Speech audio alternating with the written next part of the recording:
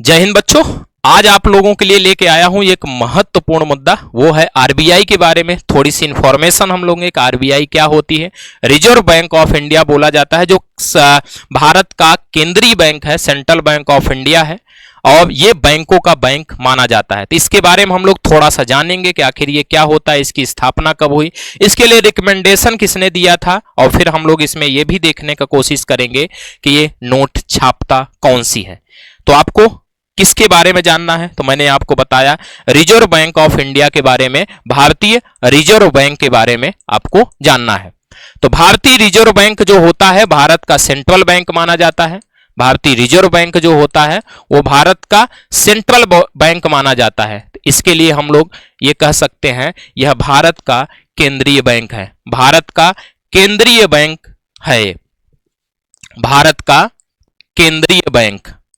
तो central bank of India है, ये भारत का केंद्रीय बैंक है, जिसकी स्थापना के लिए पहली बार 1926 में हिल्टन यंग कमीशन बनाया गया था। और हिल्टन यंग कमीशन से बोला गया था कि क्या कोई भारत में सेंट्रल बैंक होनी चाहिए, तो उसने रिकमेंड किया था कि हाँ, भारत में एक सेंट्रल बैंक होना चाहिए। उसके रिकमेंडेशन से आरबीआई की स्थापना की गई थी। तो आपको बता दें कि 1926 में हिल्टन यंग कमीशन बनाया गया। 1926 में हिल्टन यंग कमीशन बनाया गया, हिल्टन यंग कमीशन बनाया गया। और इस हिल्टन यंग कमीशन की सिफारिश पर याद रखना, इसकी सिफारिश पर आरबीआई एक्ट 1934 लाया गया। आरबीआई एक्ट 1934 लाया गया। अब इस एक्ट के तहत आरबीआई की स्थापना की गई। इस एक्ट के तहत आरबीआई की स्थापना की गई। आरबीआई की स्थापना की गई। तो इसकी स्थापना कब की गई, एक क्वेश्चन यहां पे बनता हुआ नजर आ रहा है। तो इसकी स्थापना 1 अप्रैल 1935 को की गई। 1 अप्रैल 1935 को की गई।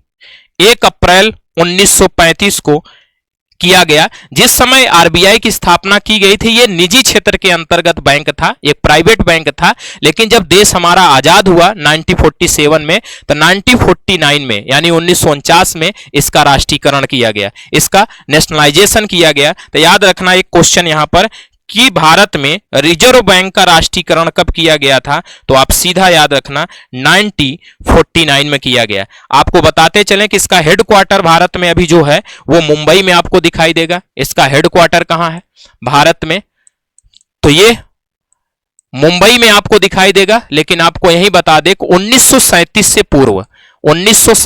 पूर्व इसका जो हेडक्वार्टर था वो कोलकाता था। यानी जिस समय आरबीआई की स्थापना हुई थी उस समय इसका हेडक्वार्टर कोलकाता था, लेकिन 1937 में बदल करके इसको कहां कर दिया गया था, मुंबई कर दिया गया था। आपको यहां पे बता दें कि जो भारत में जो 1 रुपए का नोट होता है, भारत में 1 रुपए का जो नोट होता है, 1 रुपए का नोट वित्त मंत्रालय द्वारा जारी किया जाता है। वित्त मंत्रालय द्वारा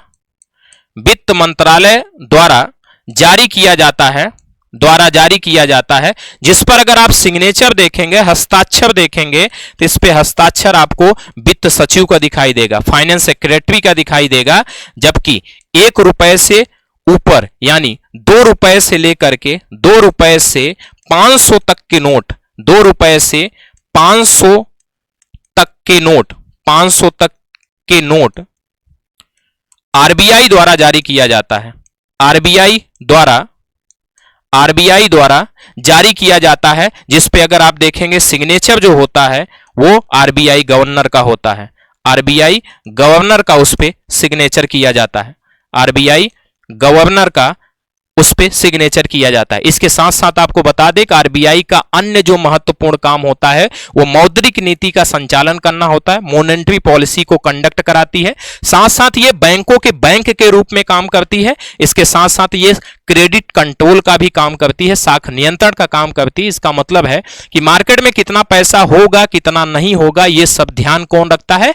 आरबीआई रखता है। और मौद्रिक नीति के तहत ये repo rate, reverse repo rate, bank rate, CRR, SLR जारी करती है ताकि देश में महंगाई को या इन्फ्लेशन को कंट्रोल किया जा सके या डिफ्लेशन को कंट्रोल किया जा सके। इसके लिए ये सारी चीजें करता है। तो आज की क्लास में बस इतना ही। Thank you. जय हिंद।